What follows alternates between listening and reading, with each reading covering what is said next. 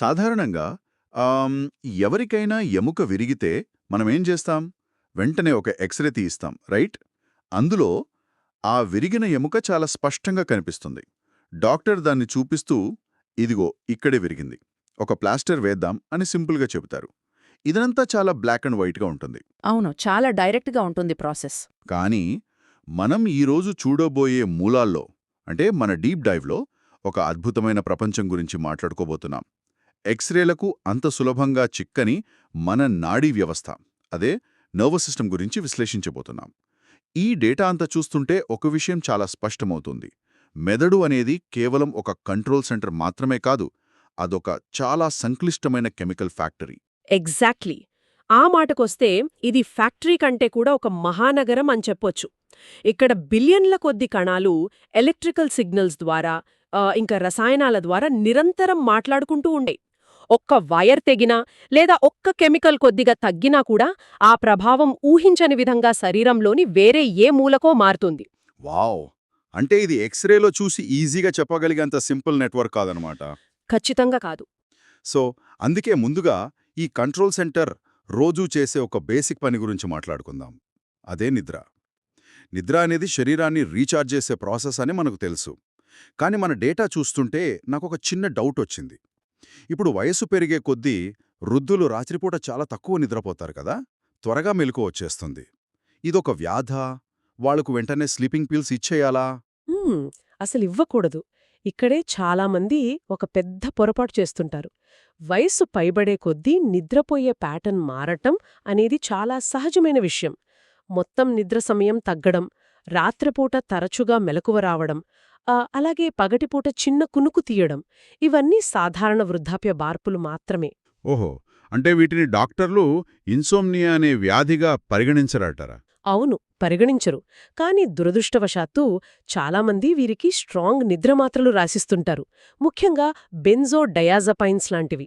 Yeah, బెంజోడయాజోపైన్స్ వాడకూడదని మన మూలాల్లో చాలా స్పష్టంగా ఉంది. కానీ నా డౌట్ ఏంటంటే, అవి నిద్రే కదా తెప్పిస్తాయి, మరేంటసల ప్రాబ్లం? ఏంటంటే బెంజోడయాజపైన్స్ కేవలం నిద్రను మాత్రమే తెప్పించవు, అవి మెదడును మొత్తంగా నెమ్మదింపచేస్తాయి, ముఖ్యంగా కండరాలను సడలించేస్తాయి. వృద్ధులలో దీనివల్ల ఏమవుతుందంటే రాత్రిపూట వాళ్లకు మూత్రవిసర్జనకు లేవాల్సి వచ్చినప్పుడు ఈ మందుల మత్తు వల్ల కాళ్లు తూలి కింద పడిపోతారు. అరే, దానివల్ల ఎముకలు విరిగే ప్రమాదం ఉందన్నమాట. ఎగ్జాక్ట్లీ. అందుకే వృద్ధులకు వీటికి బదులు రామెల్టియాన్ అనే ఒక మందునిస్తారు. ఇది మెదడును ఆ రేంజ్లో మత్తులోకి నెట్టదు. మన శరీరంలో సహజంగా నిద్రను కలుగజేసే మెలటోనిన్ అనే హార్మోన్ ఉంటుంది కదా, ఆ మెలటోనిన్ లాగే ఇది కూడా పనిచేసి కేవలం స్లీప్ సైకిల్ను సరిచేస్తుంది. రైట్ రైట్, అంటే సైడ్ ఎఫెక్ట్స్ తక్కువన్నమాట. అవును. ఇంకొన్ని నాన్ బెంజోడయాజిపైన్స్ కూడా ఉంటాయి, లైక్ జోల్పిడెమ్ లాంటివి. ఇవి గాబావ్ ఏ రిసెప్టోర్లను మాత్రమే టార్గెట్ చేసి కండరాలను సడలించకుండా కేవలం నిద్రను మాత్రమే ఇస్తాయి. ఓకే, నిద్ర రాకపోవడం ఒక ఎక్స్ట్రీమ్ అయితే, పగటిపూట నిద్ర ఆపుకోలేకపోవడం ఇంకో ఎక్స్ట్రీమ్. దీన్నే నార్కోలెప్సీ అంటారు కదా. దీని వెనుకున్న లాజిక్ చదివినప్పుడు నా మైండ్ అయితే బ్లాంక్ అయిపోయింది. ఇది కేవలం బద్ధకం కాదు, మెదడులోని ఒక కెమికల్ స్విచ్ పనిచేయకపోవడమట కదా. అవును. ఇక్కడ మనం మెదడులోని హైపోథాలమస్ అనే భాగం గురించి మాట్లాడుకోవాలి. ఇది హైపోక్రెటిన్ 1, దీన్నే ఓరెక్సిన్ ఏ అని కూడా అంటారు, మరియు హైపోక్రెటిన్ 2 అనే రసాయనాలను ఉత్పత్తి చేస్తుంది. ఈ ఓరెక్సిన్ ఏం చేస్తుందంటే పగటిపూట మనం మెలకుమగా చురుగ్గా ఉండేలా చూస్తుంది. అంటే ఒక రకమైన అలర్ట్నెస్ని ఇస్తుందన్నమాట. కరెక్ట్. అంతేకాదు, పగటిపూట మనం అకస్మాత్తుగా గాఢ నిద్రలోకి అంటే రెమ్ స్లీప్లోకి జారిపోకుండా గట్టిగా అడ్డుకుని నిలబడుతుంది కూడా. సో నార్కోలెప్సీ ఉన్నవారిలో ఈ ఓరెక్సిన్ ఉత్పత్తి ఆగిపోతుందా? సరిగ్గా అదే జరుగుతుంది. ముఖ్యంగా కాటాప్లెక్సీ ఉన్న నార్కోలెప్సీ రోగులలో. అంటే నవ్వుతున్నప్పుడు లేదా కోపంలో ఉన్నప్పుడు సడన్గా కండరాల బలం కోల్పోయి కుప్పకూలిపోతారు చూడండి. వాళ్ల వెన్నుపాము ద్రవంలో అంటే సిఎస్ఎఫ్లో చూస్తే ఈ హైపోక్రెటిన్ 1 అస్సలు కనిపించదు, జీరో అన్నమాట. వావ్, అస్సలుండదా? అవును. ఆ అడ్డుకునే రసాయనం లేకపోవడం వల్ల వాళ్లు పగటిపూట నిలబడి ఉన్నా మాట్లాడుతున్నా సరే సడన్గా రెమ్ నిద్రలోకి జారిపోతారు. నిద్రలేవగానే లేదా పడుకునేటప్పుడు భయంకరమైన భ్రాంతులు కలుగుతాయి. దీన్ని సరిచేయడానికి వాళ్లకు మోడాఫినిల్ లాంటి ఉద్దీపన మందులు ఇచ్చి మెదడును బలవంతంగా మెలకువగా ఉంచుతారు. మెదడు ఎలా ప్లాన్ చేసుకుందో చూడండి. పగటిపూట కలల ప్రపంచంలోకి వెళ్లకుండా ఒక కెమికల్ ఫెన్స్ వేసింది. సరే, ఇప్పుడు నిద్రలో వచ్చే వింత ప్రవర్తనల గురించి, అంటే పారాసోమ్నియాస్ గురించి చూద్దాం. నేనెప్పుడూ పీడకలలు మరియు స్లీప్ టెర్రర్స్ ఈ రెండు ఒకటే అనుకునేవాణ్ణి. చాలామంది అలాగే అనుకుంటారు. యా, కానీ మన డేటా ఈ రెండింటినీ పూర్తిగా వేరుచేసింది కదా. ఆ వాటి మధ్య ఉన్న వ్యత్యాసం చాలా ఆసక్తికరంగా ఉంటుంది. ఇది అర్థం కావాలంటే మనం నిద్రలో ఉండే 2 ప్రధాన దశలను తెలుసుకోవాలి. ఒకటి REM sleep, rapid eye movement అంటాము. రెండోది నాన్ రెమ్ స్లీప్. పీడకలలనేవి రెమ్ నిద్రలో వస్తాయి. ఈ దశలో మన మెదడు చాలా యాక్టివ్గా ఉండి కలలు కంటుంది. రైట్. కానీ శరీరం కలల్లో లాగా నిజంగానే కదిలితే ప్రమాదం కదా. ఫర్ ఎగ్జాంపుల్, కలలో పరుగెడుతుంటే మంచమీద కూడా పరుగెత్తలేం కదా. అందుకే మెదడు ఈ దశలో మన కండరాలను పూర్తిగా పక్షవాతానికి గురిచేస్తుంది, పారలైజ్ చేస్తుంది. ఓహో, అంటే శరీరం కదలకుండా లాక్ అయ్యుంటుంది, మెదడు మాత్రం కలల సినిమా చూస్తుంటుందన్నమాట. మరి ఈ రెమ్ దశ ఎప్పుడొస్తుంది? ఈ దశ రాత్రి చివరి భాగంలో, అంటే తెల్లవారుజామున ఎక్కువగా ఉంటుంది. అందుకే మనకు ఆ పీడకలలు స్పష్టంగా గుర్తుంటాయి. మరి స్లీప్ టెర్రర్స్ అంటే ఇది చిన్నపిల్లల్లో ఎక్కువగా చూస్తాం కదా. అవును, స్లీప్ టెర్రర్స్ అనేవి నాన్ రెమ్ నిద్రలో వస్తాయి. ముఖ్యంగా ఇది రాత్రి మొదటి భాగంలో జరుగుతుంది. ఇందులో మెదడు పూర్తిగా మెలకువలోకి రాదు, కానీ శరీరం మాత్రం కదులుతుంది. వాళ్ళు భయంతో అరుస్తారు, ఏడుస్తారు, కానీ మరుసటి రోజు ఉదయం వాళ్లకు ఏమీ గుర్తుండదు. అదొక బ్లాంక్ అనమాట వాళ్ళకి. అవును. ఇంకో అద్భుతమైన విషయమేంటంటే నిద్రలో నడవడం, స్లీప్ వాకింగ్ అంటాం కదా, ఇది కూడా ఈ నాన్ రెమ్లోని స్టేజ్ N3 అనే గాఢ నిద్ర దశలోనే వస్తుంది. ఆ సమయంలో మెదడులో నిదానంగా ఉండే డెల్టా వేవ్స్ ప్రవహిస్తుంటాయి. వావ్! ఈ నిద్ర, మెలకువ ఇదంతా మెదడులోని కెమికల్స్ కంట్రోల్ చేసే కేవలం స్టేట్స్ మాత్రమే. కానీ మెదడిచ్చే ఈ కమాండ్స్ శరీరానికి చేరాలంటే ఒక కేబుల్ కావాలి. ఇక్కడే మనం మన చర్చను వెన్నుపాము వైపు మళ్ళిద్దాం. స్పైన్. ఇది ఒక బ్రహ్మాండమైన ఫైబర్ ఆప్టిక్ కేబుల్ లాంటిది. ఖచ్చితంగా అదొక మెయిన్ కమ్యూనికేషన్ లైన్. కానీ ఈ కేబుల్కెక్కడైనా డ్యామేజ్ జరిగితే ఆ కింది భాగమంతా నెట్వర్క్ కట్ అయిపోయినట్లే కదా. కేవలం నెట్వర్క్ కట్టవడం మాత్రమే కాదు, అది ఎక్కడ కట్టయింది అనే దాన్ని బట్టి సిమ్టమ్స్ పూర్తిగా మారిపోతాయి. ఉదాహరణకు, మన వెన్నుముక్క కింది భాగంలో L1 నుండి L5 ఎముకల వద్ద, అంటే నడుము ప్రాంతంలో ఏవైనా కణితులు ఏర్పడినా లేదా డిస్క్ జారినా అక్కడ ఉండే కోనస్ మెడ్యులారిస్ లేదా కింది భాగంలోని నరాలు నొక్కుకుపోతాయి. దీన్నే కౌడా ఈక్వినా సిండ్రోమ్ అంటారు కదా. దీనివల్ల వచ్చే సమస్యలు చాలా తీవ్రంగా ఉంటాయని మన నోట్స్లో చదివాను. అవును, L1 నుండి కిందికి వెళ్లే నరాలు, ముఖ్యంగా S2 నుండి S4 వరకు, ఇవి మన మల, మూత్ర విసర్జనను, అలాగే జననేంద్రియాల చుట్టూ ఉండే ప్రాంతాన్ని నియంత్రిస్తాయి. ఈ నరాలు నొక్కబడినప్పుడు ఆ ప్రాంతంలో స్పర్శ పూర్తిగా పోతుంది. దీన్నే పెరియానల్ అనెస్థీషియా అంటారు. అంటే అక్కడేదో స్పర్శ కోల్పోయినట్లవుతుంది. ఎగ్జాక్ట్లీ. దాంతోపాటు తీవ్రమైన నడుం నొప్పి, కాళ్లల్లో బలహీనత వస్తాయి. ఇది తక్షణమే సర్జరీ చేయాల్సిన మెడికల్ ఎమర్జెన్సీ. అంటే కేబుల్ మీద బయటి నుండి ఒత్తిడి పడితే ఇలా జరుగుతుంది. ఒకవేళ పుట్టుకుతోనే ఆ కేబుల్ సరిగ్గా ఏర్పడకపోతే? న్యూరల్ ట్యూబ్ లోపాలేనుంది కదా మన సోర్సెస్లో, దాని గురించి చెప్పండి. పిండం తల్లి కడుపులో ఎదుగుతున్నప్పుడు మొదటి కొన్ని వారాల్లోనే నాడీ వ్యవస్థ ఒక చిన్న గొట్టంలా ఏర్పడుతుంది. ఆ గొట్టం జిప్ వేసినట్లుగా మూసుకోవాలి. అది సరిగ్గా మూసుకోకపోతే ఈ లోపాలొస్తాయి. ఇందులో మళ్ళీ ఓపెన్ డిఫెక్ట్స్ ఉంటాయి. ఉదాహరణకు అనాన్సఫాలీ. ఇందులో పుర్రె పైభాగం అసలే ఏర్పడదు. అరే, పుర్రె ఏర్పడకపోతే మెదడుకి ప్రొటెక్షన్ ఉండదు కదా. అవును, దాంతో మెదడు డైరెక్ట్గా ఉమ్మనీటికి, అంటే ఆమ్నియాటిక్ ఫ్లూయిడ్కి ఎక్స్పోజ్ అయి పూర్తిగా దెబ్బతింటుంది. ఇది చాలా ప్రాణాంతకం. వినడానికే చాలా భయంగా ఉంది. మరి క్లోజ్డ్ డిఫెక్ట్స్ అంటే? ఇవి బయటికేమీ కనిపించవా? క్లోజ్డ్ డిఫెక్ట్స్లో దీన్నే స్పైనా బిఫిడా అకల్టా అంటారు. ఇందులో వెన్నుముక ఎముకలు సరిగ్గా కలవవు, కానీ దానిపైన చర్మం మాత్రం మూసేసుంటుంది. అయితే పుట్టిన శిశువు నడుము కింద ఒక చిన్న గుంట, లేదా ఒక చిన్న వెంట్రుకల కుచ్చు, లేదా ఎర్రటి మచ్చలాంటివి కనిపిస్తాయి. ఓకే, అంటే బయటికి చిన్న మార్క్స్ లాగా ఉంటాయన్నమాట. అవును, ఇది చూసి లోపల వెన్నుపాము చర్మానికి అతుక్కుపోయి ఉందని, దీన్నే టెథర్డ్ కార్డ్ అంటారు అని డాక్టర్లు గుర్తిస్తారు. వావ్, డిటెక్టివ్ వర్క్ లాగా ఉందే. వయస్సు పెరిగే కొద్దీ వచ్చే సమస్యల గురించి కూడా మనం డిస్కస్ చేయాలి. ముఖ్యంగా రాడికలోపటి. మెడలో ఎముకలు అరిగిపోయి కొత్త ముక్కలు పెరిగి నరాలను నొక్కడం వల్ల చెయ్యి మెడనొప్పి వస్తుందని మనందరికీ తెలిసి. ఇది చాలా కామన్ కదా. యా, కానీ రుమటాయిడ్ ఆర్థరైటిస్ ఉన్నవారిలో ఒక ఊహించని ప్రమాదం పొంచి ఉందని మన డేటా చెబుతోంది. అదేమిటి? ఆ ఇది చాలామంది డాక్టర్లు కూడా ఎంతో అప్రమత్తంగా ఉండే విషయం. రుమటాయిడ్ ఆర్థరైటిస్ చాలా కాలంగా ఉంటే అది మెడలోని కీళ్లను దెబ్బతీసి ఎముకలను అస్థిరంగా మారుస్తుంది. ఆ ఎముకలు తమ స్థానం నుండి పక్కకు జరుగుతాయి. సబ్లక్సేషన్ అంటారు. అంటే ఎముకలు లూజ్ అయిపోతాయన్నమాట. కరెక్ట్. ఒకవేళ అలాంటి వ్యక్తికి ఏదైనా ఆపరేషన్ కోసం అనస్థీషియా ఇచ్చేటప్పుడు శ్వాసనాళంలో గొట్టం వేయడానికి ఇంట్యూబేషన్ కోసం వాళ్ల మెడను వెనక్కి వంచితే ఆ అస్థిరమైన ఎముకలు మరింత జరిగిపోయి వెన్నుపామును తీవ్రంగా నొక్కేస్తాయి. అది పక్షవాతానికి దారితీస్తుంది. వావ్! ఒక వ్యాధికి ఆపరేషన్ చేస్తుంటే ఇంకో వ్యాధి వల్ల ఇలాంటి సైడ్ ఎఫెక్ట్ రావడం అనేది నాడీ వ్యవస్థ ఎంత సెన్సిటివో చెబుతోంది. ఇక గాయాల విషయానికొస్తే C3-4-5 నరాలు మన ఊపిరితిత్తులు తీసుకునే శ్వాసను కంట్రోల్ చేస్తాయని చదివాను. అవును, అవి డయాఫ్రమ్ను కంట్రోల్ చేస్తాయి. అలాగే మనం శ్వాసను బలంగా వదలడానికి ఇంటర్నల్ ఇంటర్కోస్టల్స్ పొట్టకండరాలు పనిచేస్తాయి. రైట్. కానీ నన్ను బాగా ఆశ్చర్యపరిచిన విషయం ఇంకొకటుంది. Brown సీక్వార్డ్ syndrome. సగం వెన్నుపాము తెగిపోతే ఏం జరుగుతుంది?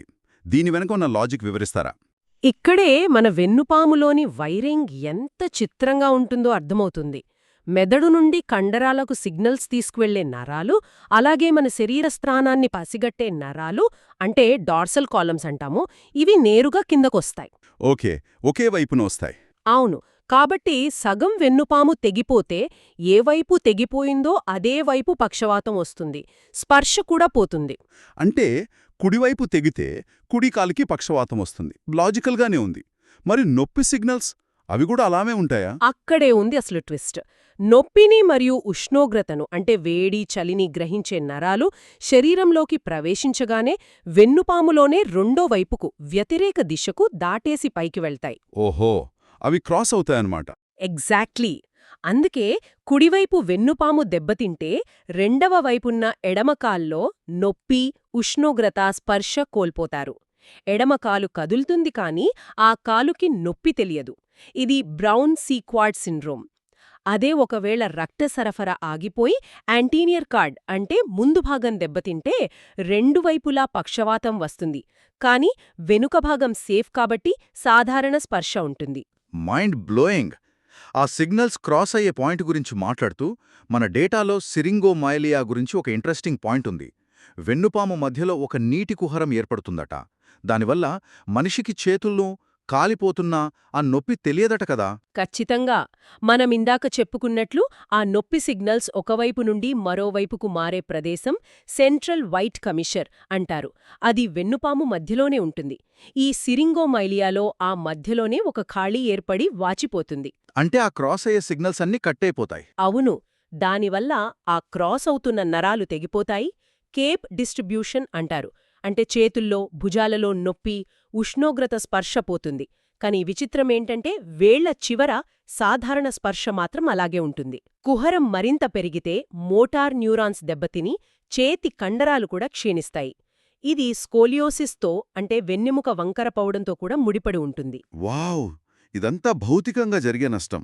కానీ ఒక చిన్న సూక్ష్మజీవి మన సిస్టమ్ని హ్యాక్ చేస్తే ఎలా ఉంటుందో టెటానస్ చూపిస్తుంది కదా. టెటావస్ బ్యాక్టీరియా మన కాలుకి గుచ్చుకున్న మేకు ద్వారా లోపలికి వెళ్తుంది. కానీ అది కండరాలను ఎలా లాక్ చేస్తుంది? ఇదొక భయంకరమైన హ్యాకింగ్ ప్రాసెస్ అనుకోవచ్చు. ఆ బ్యాక్టీరియా చర్మంలోనే ఉండి టెటానోస్పాజ్మిన్ అనే ఒక టాక్సిన్ని విడుదల చేస్తుంది. ఆ విషం రక్తంలో కలిసిపోదు. దానికి బదులు కండరాల నుండి వెన్నుపాముకు వెళ్లే నరం ద్వారా వెనక్కి ప్రయాణిస్తుంది. దీన్నే రెట్రోగ్రేడ్ ట్రాన్స్పోర్ట్ అంటారు. వెనక్కి ప్రయాణిస్తుందా? అంటే వన్ వే రోడ్లో రాంగ్ రూట్లో వెళుతున్నట్లనమాట. కరెక్ట్. ఆ విషం వెన్నుపామును చేరుకుని కండరాలు అతిగా సంకోచించకుండా కంట్రోల్లో ఉంచడానికి పనిచేసే ఇన్హిబిటరీ ఇంటర్న్యూరాన్లను బ్లాక్ చేసేస్తుంది. అంటే బ్రేకులు ఫెయిలైన కార్లాగా అన్నమాట. ఎగ్జాక్ట్లీ. బ్రేకులు లేకపోతే ఎలాగో మన కండరాలు కూడా ఎప్పుడూ బిగుసుకుపోయి ఉంటాయి. దవడ కండరాలు బిగుసుకుపోవటం, దీన్నే ట్రిస్మస్ అంటారు. ఇది మనం ఈ టెటానస్లో సాధారణంగా చూస్తుంటాం. సో ఈ వైరింగ్ను కాపాడుకోవడం చాలా ముఖ్యం. విటమిన్ B, B12 మరియు విటమిన్ ఇ లోపం వల్ల కూడా ఈ కేబుల్స్ పాడైపోతాయని మన డేటా చెబుతోంది. అవును, B12 లోపం వల్ల నరాల చుట్టూ ఉండే మైలిన్ పొర దెబ్బతిని స్పర్శను మరియు బలాన్ని కోల్పోయి రోగులు నడుస్తున్నప్పుడు బ్యాలెన్స్ తప్పుతారు. దీనికి పాజిటివ్ రోమ్వర్క్ సైన్ అంటారు. విటమిన్ ఇ లోపం కూడా అచ్చం జన్యుపరమైన వ్యాధి ఫ్రైడ్-రీచ్ అటాక్సియా లాగా నాడీ వ్యవస్థను నాశనం చేస్తుంది. సరే, వెన్నుపాము గురించి ఇంత డీటెయిల్గా చూశాం. ప్రకృతి దీన్ని రక్షించడానికి మెదడు చుట్టూ పుర్రెలాంటి ఒక గట్టి పెట్టెనిచ్చింది. కాని మెదడుకు గాయాలైనప్పుడు ఈ పెట్టె ఒక ఉచ్చులా మారుతుందట కదా? ఖచ్చితంగా. పుర్రె ఒక హెల్మెట్లా కాపాడుతుంది నిజమే, కాని అది కంప్లీట్గా మూసి ఉన్న గట్టిపెట్టే కదా.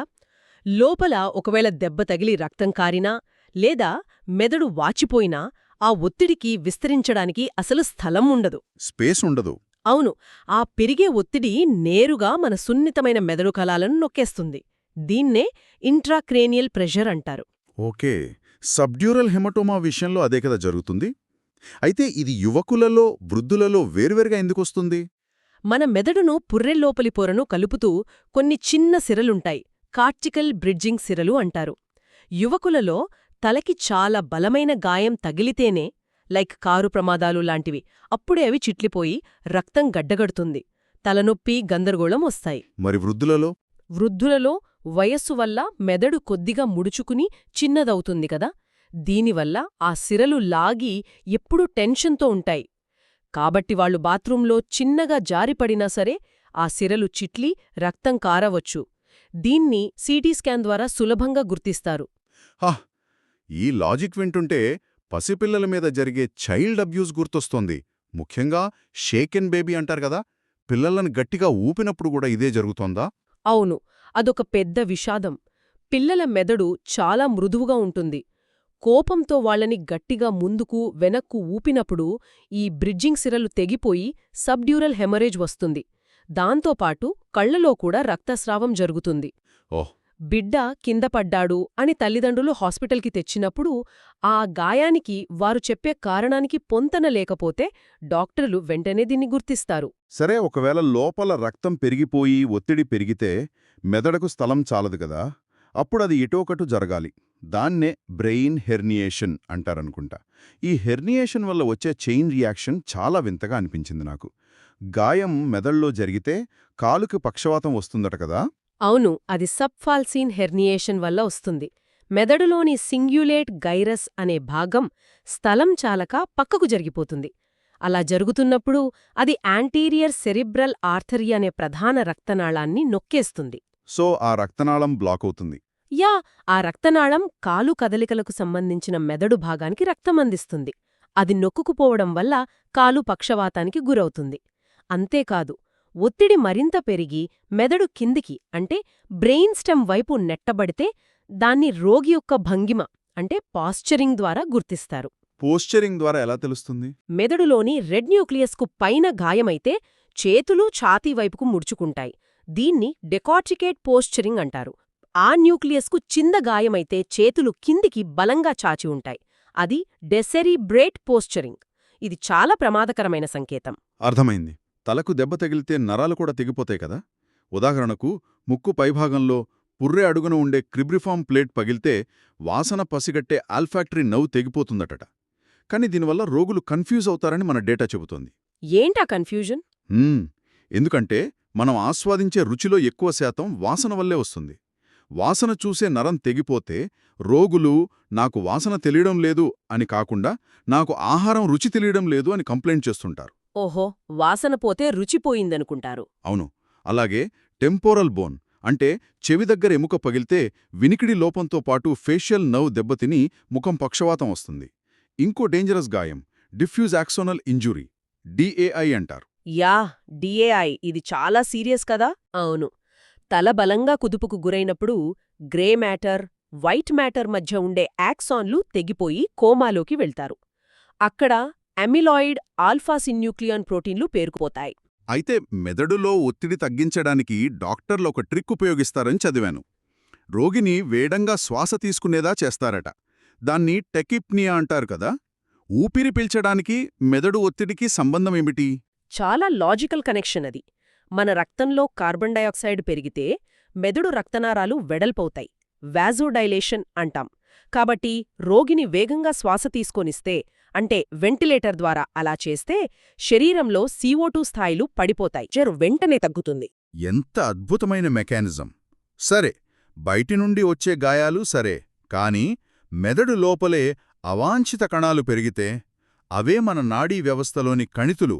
దీని ఎలా అర్థం చేసుకోవచ్చంటే, మెదడు అనే ఒక రద్దీ నగరంలో ఎవరో అనుమతి లేకుండా కొత్త భవనాలు కట్టేస్తున్నట్లు లెక్క. ఇవి పక్కనున్న నిర్మాణాలను నొక్కేస్తాయి, దారులను మూసేస్తాయి. భలే చెప్పారు. అయితే ఆ కణితులు ఏ కణాల నుండి పుట్టాయో తెలుసుకోడానికి డాక్టర్లు మార్కర్స్ వాడతారు. ఉదాహరణకు సినాప్టోఫైసిన్ ఉంటే ఆ కణిత న్యూరాన్లకు సంబంధించింది అని. ఓకే, మరి GFAP ఉంటే? GFAP ఉంటే ఆ కణిత గ్లియల్ కణాల నుండి, అంటే ఆస్ట్రోసైటోమా లాంటివి అని కనుక్కుంటారు. పిల్లల్లో వచ్చే కణితులు పెద్దలలో వచ్చే కణితులు వేరుగా ఉంటాయట కదా. ముందుగా పిల్లల గురించి చూద్దాం. పైలోసిటిక్ ఆస్ట్రోసైటోమా అనేది పిల్లల్లో అత్యంత సాధారణ కణిత కదా. అవును, ఇది సాధారణంగా మెదడు వెనుక ఉండే సెరెబెల్లంలో వస్తుంది. స్కాన్లో చూస్తే ఇందులో ఒక ద్రవంతో నిండిన బుడగ మరియు ఒక ఘన పదార్థం కనిపిస్తాయి. బయాప్సీలో రోసెంథల్ ఫైబర్స్ అనే ప్రత్యేకమైన ఆకారాలు ఉంటాయి. అదృష్టవశాత్తు ఇది ప్రాణాంతకం కాదు. అదే సెరేబెల్లంలో వచ్చే మెడుల్లో బ్లాస్టోమా సంగతేమిటి? అది మాత్రం చాలా ప్రమాదకరమైనది. ఇందులో చిన్న నీలిరంగు కణాలు ఉంటాయి, PNET అంటారు. ఇది చాలా వేగంగా వ్యాపిస్తుంది. మరి మనం ఇందాక దార్లు మూసుకోపోవడం గురించి మాట్లాడుకున్నాం. ఎపెండైమోమా అనే కణిత అచ్చం అలాగే చేస్తుంది కదా. అవును, మనం మెదడులో సెరిబ్రోస్పైనల్ ఫ్లూయిడ్ అంటే CSF ప్రవహించే కాలువలుంటాయి గదా, ఈ ఎపెండైమోమా ఆ కాలువల లోపల పెరుగి దారిని మూసేస్తుంది. దానివల్ల నీరు నిలిచిపోయి తలలో ఒత్తిడి పెరుగుతుంది. దీన్నే హైడ్రోసెఫలాస్ అంటారు. కళ్ల లోపల ఆప్టిక్ నర్వ్ వాచిపోతుంది, అంటే పాపిలేడెమా వస్తుంది. నాకు అన్నింటికంటే వింతగా అనిపించిన కణితి క్రానియోఫారింజియోమా. పిండం ఎదుగుతున్నప్పుడు ఏదో పొరపాటు జరిగి ఇది వస్తుందట. రత్కేస్ పౌచ్ అవశేషాలు అని రాసి ఉంది మన నోట్స్లో. అవును, రత్కేస్ పౌచ్ అంటే ఏమిటంటే, శిశువు కడుపులో ఎదుగుతున్నప్పుడు నోటి పైభాగం నుండి కొంత కణజాలం మెదడు వైపు, అంటే పిట్యూటరీ గ్రంథి కోసం వెళ్తుంది. ఆ దారిలో మిగిలిపోయిన కణజాలమే ఈ కణితిగా మారుతుంది. అంటే నోటిలో ఉండాల్సిన టిష్యూ మెదడులో ఉంటుందా? ఖచ్చితంగా. అందుకే ఈ కణితిలో నోటిలో ఉండాల్సిన కొలెస్ట్రాల్ స్ఫటికాలు, అప్పుడప్పుడు కాల్సిఫికేషన్లు మెదడును కనిపిస్తాయి. ఇదొక అవాంఛిత కట్టడం లాంటిదే. ఇంక పిల్లల్లో న్యూరోబ్లాస్టోమా అనేది కడుపులో వస్తుంది కానీ దీనివల్ల కళ్ళు, కాళ్ళు వింతగా కదులుతాయట. ఒప్సక్లోనస్ మయోక్లోనస్ సిండ్రోమ్ అంటారు దీన్ని. పీనియల్ గ్రంథిలో వచ్చే జర్మినోమా వల్ల పిల్లలు పైకి చూడలేరు. పారినాడ్ సిండ్రోమ్ అంటాం కదా. ఇవి పిల్లల విషయాలు. మరి పెద్దల సంగతేమిటి?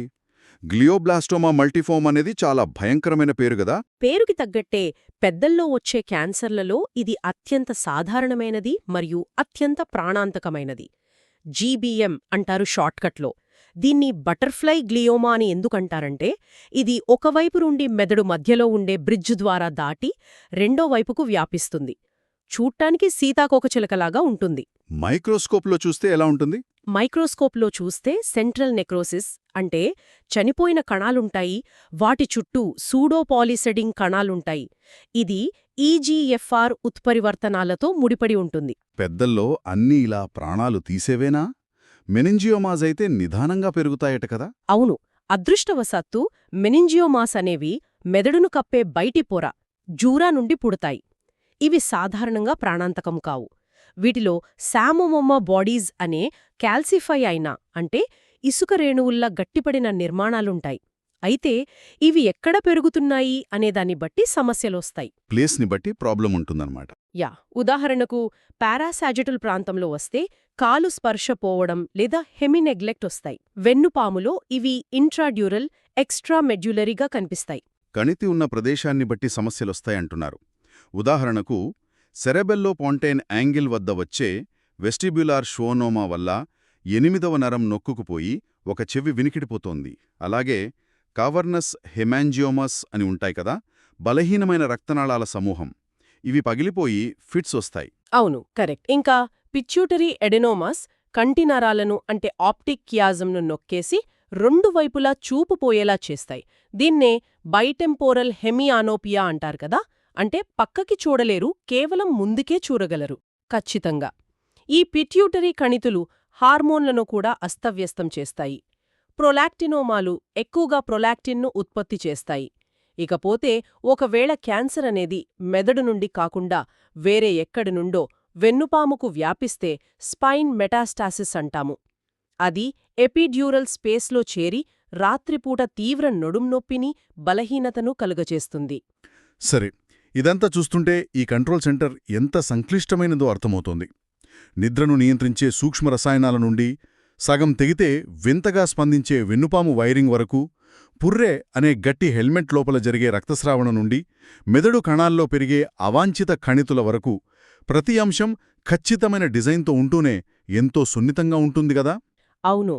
ఇన్ని బిలియన్ల కణాలు ఎలాంటి తప్పు లేకుండా దశాబ్దాల పాటు కలిసి పనిచేయడమనేది నిజంగా ఒక బయోలాజికల్ అద్భుతం. ఇదంతా విన్న తర్వాత ఆలోచించాల్సిన ఒక ఆసక్తికరమైన విషయం ఏమిటంటే, మనకు ఒంట్లో ఏ మూల దెబ్బ తగిలినా, కాలుకి ముళ్ళు గుచ్చుకున్నా ఆ నొప్పిని ఫీలయ్యేది మెదడే కదా.